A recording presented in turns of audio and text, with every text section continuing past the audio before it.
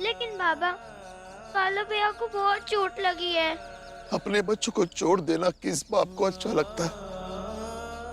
जितनी चोट बाला को लगी है उससे कई ज्यादा तकलीफ मुझे हुई है।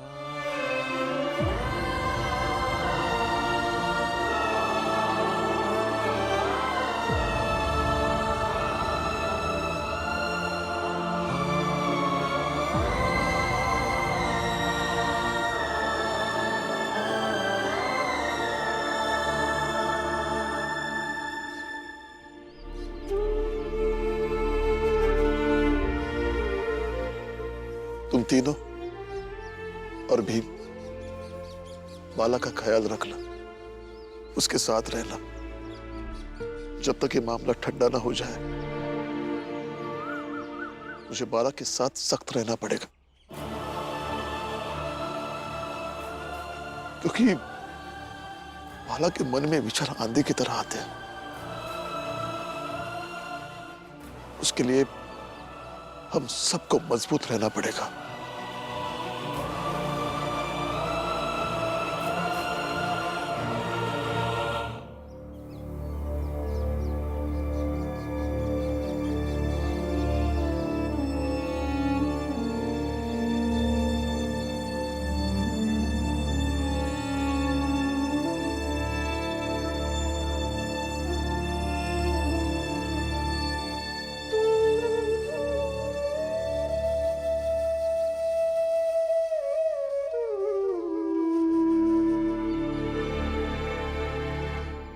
राम जी, हमें इस समस्या का स्थायी समाधान निकालना पड़ेगा, नहीं तो ऊंची जात के लोग इसे मुद्दा बनाकर हमें हमेशा परेशान करेंगे। मैं अपने पति के साथ नहीं रहूंगी। वो बात बात पर मुझे मारता है, राक्षस है वो। मुझे भी रानी के साथ ही रहना है।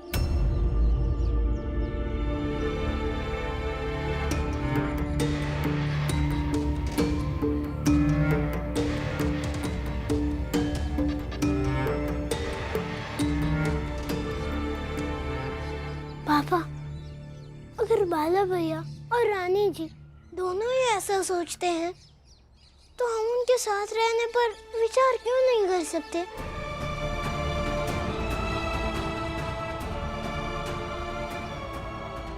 दिमाग खराब हो गया तुम्हारा?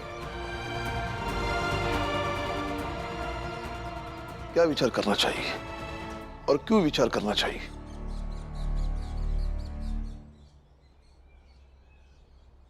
संदेश और रानी ने प्रेम विवाह किया था, वो भी सामाजिक बंधनों को तोड़कर। और कुछ वक्त गुजरने के बाद उन दोनों पर समस्या आई, मुसीबतें आई, तो हम एक दूसरे रिश्ते का विकल्प उनके सामने रख दें? बेटा, रिश्ता निभाना बड़ी बात होती है, रिश्ते को तोड़ना नहीं। रिश्तों का टूटना यह आखिरी फैसला होना चाहिए। लेकिन पापा, जिस रिश्ते में खुशी नहीं है, चैन नहीं है, सुकून नहीं है, उस रिश्ते में रहने का क्या फायदा? दुनिया के किसी भी रिश्ते में हर समय सुकून, चैन और खुशी नहीं रहती। उतार चढ़ाव के पल जीवन में आते रहते हैं और उसका हमें सम्मान करना चाहिए। मतलब रानी जी मार खाती रहे, ये सही है? ये तो मैंने नहीं कहा, लेकिन घरेलू हिंसा का जवाब दूसरी शादी नहीं हो सकती। उसे रोकने पर हमें विचार करना चाहिए।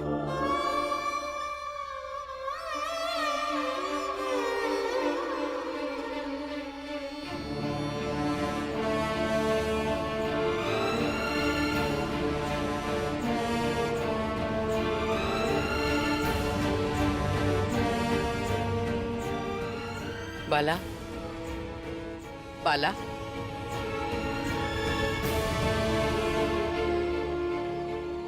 हाँ भीमराव, राम जी एकदम सही कह रहे हैं। कोई भी रिश्ता टूटने से पहले उन्हें एक मौका जरूर मिलना चाहिए।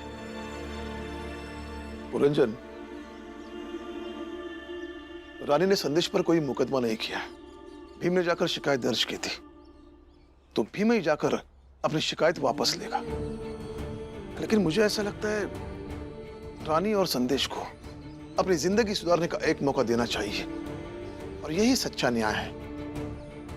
पापा, मैं भी बच्चा हूँ, मुझे पति पत्नी के रिश्ते का ज्ञान नहीं है, लेकिन मुझे इतना पता है कि जिस रिश्ते में सम्मान नहीं, उसे सहा नहीं जाना चाहिए। बेटा, पति पत्नी का रिश्ता कुमार के आवे में पकने वाले मिट्टी की बर्तन की तरह होता है। उसे कई बार बहुत कटु अनुभव से गुजरना पड़ता है, लेकिन जब इंसान एक बार उस मुश्किल समय को समझदारी से पार करता है, तो बाद में वही रिश्ता बुढ़ापे तक एक दूसरे का सहारा बन जाता है। तुम्हारी बुआ से पूछो, कई बार मेरे और भीमाबाई के रिश्ते में अनबन हो जाती थी। लगता था कि अब हम साथ नहीं रह पाएंगे, लेकिन हम अलग नहीं हुए। मौका दिया खुद को, भीमाबाई को, और जीजाबाई और मैं भी तो एक दूसरे को मौका देते हैं। पति पत्नी के रिश्ते में मौके देते रहना चाहिए, और ये बात तुम हमेशा याद रखना।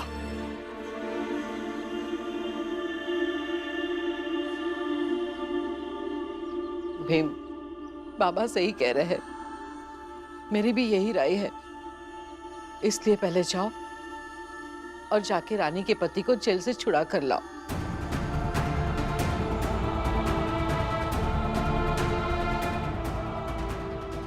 भीम, राम जी एकदम सही कह रहे हैं, चलो हमारे साथ। चलो चलो मैं भी चलता हूँ। चलो।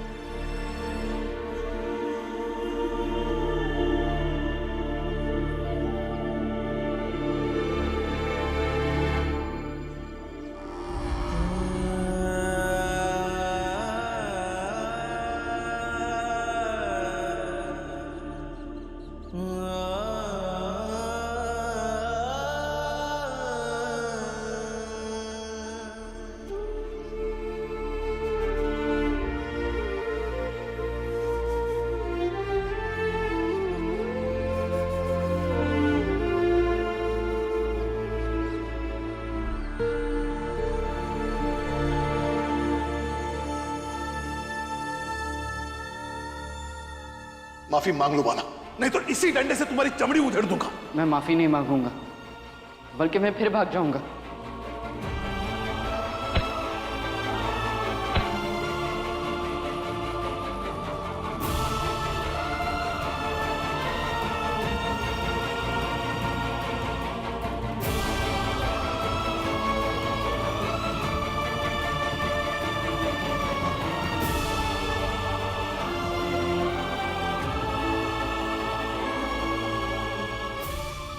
बाला, जमाना कहता है, जब बाप का जूता बेटे के पैरों में आने लगे तो वो मित्रवत हो जाता है। देखो बेटा, प्रेम करना गलत नहीं है, लेकिन वो प्रेम जायज होना बहुत जरूरी है। और पिछली बार तुमने भी रानी से प्रेम किया था, लेकिन वो तुम ही थे जिसने परिस्थिति को समझा और निश्चय कर लिया कि रानी के साथ तुम्हें रहना नहीं चाहिए, जबकि उस समय उसकी शादी भी नहीं हुई थी। फिर तुमने इस बार शादीशुदा होने के बावजूद भी रानी को लेकर भागने का निश्चय क्यों कर लिया?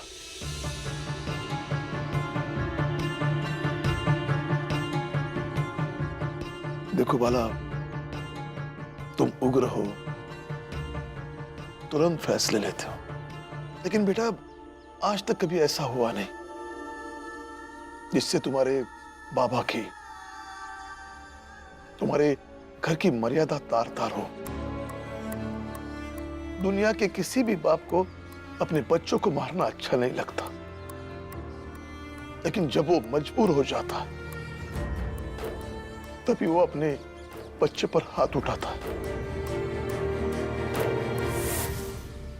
जैसे आज मैं मजबूर हो गया।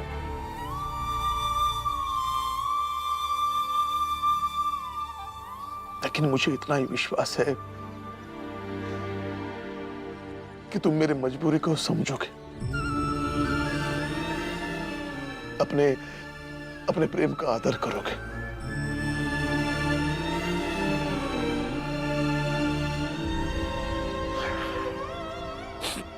देखो बेटा, प्रेम का मतलब सिर्फ भाग जाना या शादी करना नहीं होता, और वो भी किसी का घर उजाड़ कर। अच्छी बात नहीं है। अगर तुम सचमुच रानी से प्रेम करते हो और जब तुम्हें पता चलता है कि रानी का पति उसे मारता है, पीटता है, तो तुम्हारा पहला काम यह है कि रानी के पति को समझाना, ना कि रानी को लेकर भाग जाना।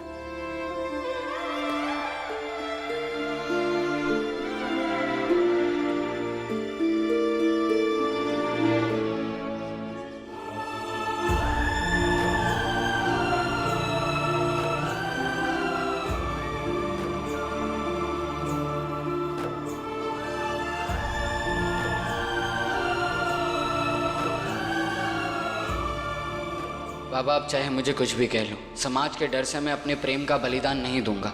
जीऊंगा तो रानी के साथ जीऊंगा, नहीं तो नहीं जीऊंगा।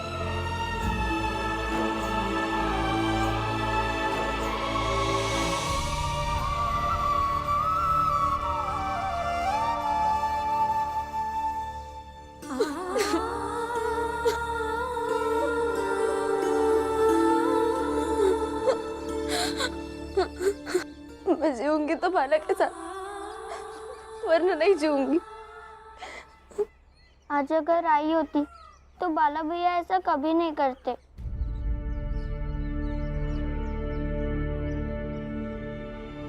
आई होती तो बाला ऐसा नहीं करता। क्या मतलब है इसका? मैंने बाला से कहा था रानी को लेकर भाग जाने के लिए। जो मुंह में आए बोलती रहती हो। हर बात के लिए मुझे गुनहगार बना दो तुम लोग। जीजा भाई, बच्चों को डांटने से या चुप करा देने से बेहतर होता कि तुम उन्हें पूछ लो कि वो ऐसा क्यों कह रहे हैं। शायद पूछने से सच्चाई बाहर आ जाएगी और तुम्हारी आंखों के सामने जो पर्दा है वो हट जाएगा और एक नई सीख मिल जाएगी। तो इस घर के बच्चों से सीखना होगा मुझे कि बच्चों से कैसा व्यवहार करना चाहिए। हाँ, सीखना होगा, क्योंकि कभी कभी कोई बात जो बड़े नहीं समझा सकते हैं वो बच्चे बहुत सहज तरीके से समझा सकते हैं, और तुम्हें उनके बीच रहना है, इसलिए उनकी राय बहुत मायने रखती है। बोलो तुलसा, क्यों लगता है तुम्हें कि तुम्हारी पहली आई भीमाबाई होती तो बाला ऐसा नहीं करता? बोल तुलसा। हमारी आई हम सबका ध्यान रखती थी। हमारी एक एक हरकतें वो देखा करती थी। हमारे चेहरे को देख के वो पहचान जाती थी कि हमारे मन में क्या चल रहा है, हम क्या सोच रहे हैं और हम क्या करने वाले। हम जब भी परेशान होते थे वो हमसे बात करती थी, बार बार बात करती थी, अलग अलग तरीकों से बात करती थी, तब तक जब तक उन्हें सही बात का पता नहीं चल जाता था। पापा सही कह रहे थे, रिश्ते का टूटना आखिरी फैसला होता है, कोई विकल्प नहीं। और रानी जी और उनके पति का रिश्ता सुधर जाना चाहिए, बिगड़ना नहीं चाहिए। हाँ बेटा, रानी और उसके पति के बीच में बस सुलह हो जाए और वो दोनों साथ में रहने के लिए राजी हो जाएं, इससे अच्छी क्या बात हो सकती है। और बेटा, हम सब कोशिश तो कर ही रहे हैं ना, सब कुछ ठीक हो जाएगा। ईश्वर ने चाहा ना तो सब ठीक हो जाएगा, देख लेना आप लोग। और आज अगर हमारी आई होती तो वो बाला भैया की हरकतें पहचान जाती, वो उनके पास जाती, उनसे बात करती, उन्हें पहले ही समझा लेती। और आज बाबा को उन्हें इस तरह से मारना नहीं पड़ता। जीजाबाई, शायद तुम्हें लगता होगा कि भीमाबाई ने इन बच्चों को जन्म दिया है, इसलिए वो इन्हें अच्छी तरह से जान सकती है, समझ सकती है। लेकिन तुम कोशिश करोगी तो तुम भी समझने लगोगी, और तुम्हें समझना भी चाहिए, क्योंकि तुम्हें इनके साथ रहना है, और साथ साथ रहने के लिए साथ होना बहुत जरूरी है।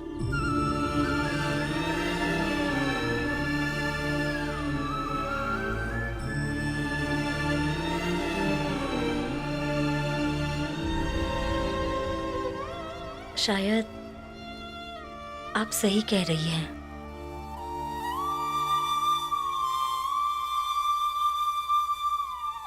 मैं वही थाने में ठीक था। मैं अपने घर भी नहीं जाऊंगा, और अगर मैं अपने घर गया तो मैं रानी के साथ मारपीट ही करूंगा। देखो, तुम शांत हो जाओ, हम जो कह रहे हो सुनो। अरे नहीं सुनने मुझे कुछ भी। मैं इस बदचलन को नहीं छोड़ूंगा। इसने मेरे सपनों के साथ, मेरे जज्बातों के साथ, मेरी भावनाओं के साथ खेला है। लेकिन तुमने इसे जरा जरा सी बात पर मारा है, उसका क्या? तो क्या हुआ? पति हूं मैं उसका। पत्नी को मारना हक बनता है, और हर पति अपनी पत्नी को मारता है तो हर किसी की पत्नी भाग जाती है क्या? अगर ऐसा होता ना तो आसपास के घरों में रहने वाली हर शादीशुदा औरत भाग चुकी होती किसी ना किसी गैर मर्द के साथ। समझे आप? लेकिन आपकी पत्नी ने आपके मारने पर आपका विरोध किया, जो उचित है, चाहे वो ऐसा करने वाली संसार की पहली महिला ही क्यों ना हो। अगर कोई महिला इस बात का विरोध ना करती हो तो इसका मतलब ये नहीं है कि आप अपनी पत्नी को, आपके सुख दुख के साथी को मारेंगे।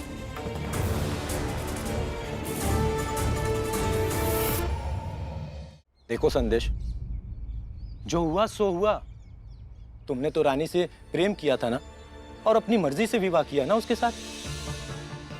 तो अब ये सोचो कि आगे की जिंदगी कैसे काटनी हंसी खुशी से।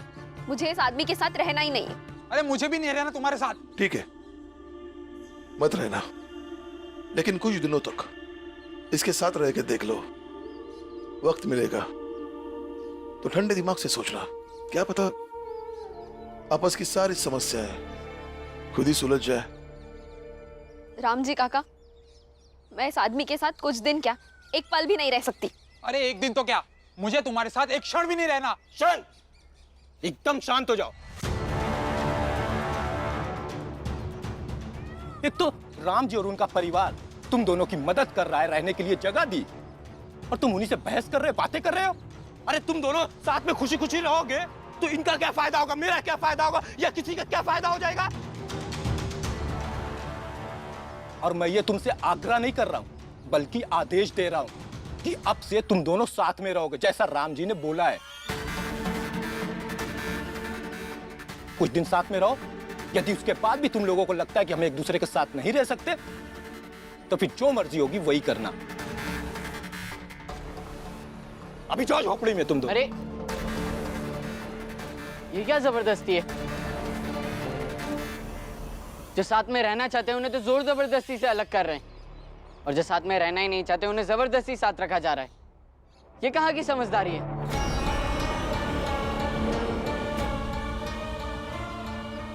वाला अंदर जाओ, वाला अंदर जाओ।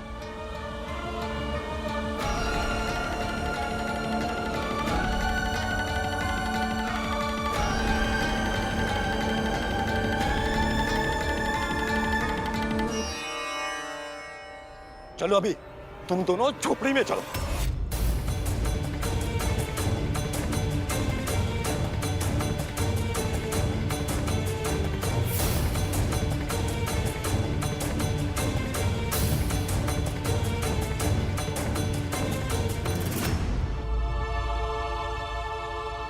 बाबा भी कभी कभी ऐसी बात कह जाते हैं जो इंसान के आचरण के लिए ज्यादा जरूरी है। बहुत हद तक सामाजिक सोच की भेड़िया से गिरकर क्या सही और गलत के दायरे में उलझकर रह जाती हैं।